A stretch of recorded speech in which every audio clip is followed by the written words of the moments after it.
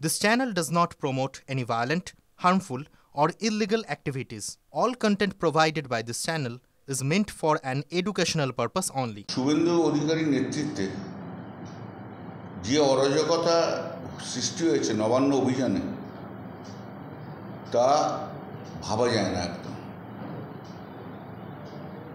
প্রচুর criminal activities, পুলিশকে মার, সরকারি সম্পত্তি নষ্ট, সব কিছু করেছে। তারপর শুভেন্দু অধিকারী তো নিজে প্রভোগ করেছে আর খুব বিশ্রী বিশ্রী ভাষায় গালাগাল দিয়েছে।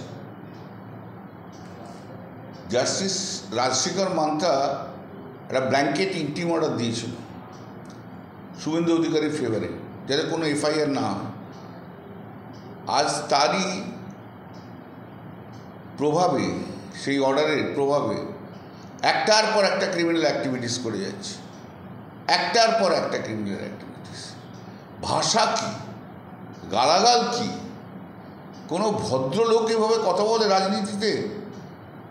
এদেরকে যারা এইসব পিক বলে, পিক সন বলে, এদেরকে ঝেঁটিয়ে বিদায় করে দিতে হয় পশ্চিমবাংলা থেকে, ঝেঁটিয়ে বিদায় করে দিতে হয়।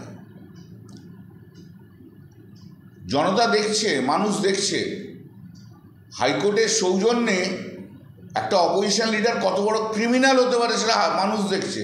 হাইকোর্টও দেখুক, তারাও দেখুক তারা কোন লোকটাকে ইন্ডালজ দিয়েছে। সমালোচনা তো সবাইকেই শুনতে হবে, তাদেরও দেখতে হবে।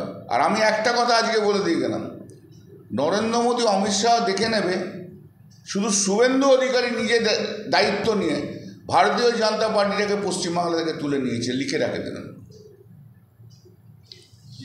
সেটা তো আমরা অলরেডি দেখছি, পার্টি থেকে একটা মামলা করা হয়েছে এটা নিয়ে। কালকে আছে মামলাটা, কালকে হবে 2 নম্বর কোর্টে মামলাটা। পার্টি থেকে মামলা করা হয়েছে, সেই মামলাও আমি দেখছি।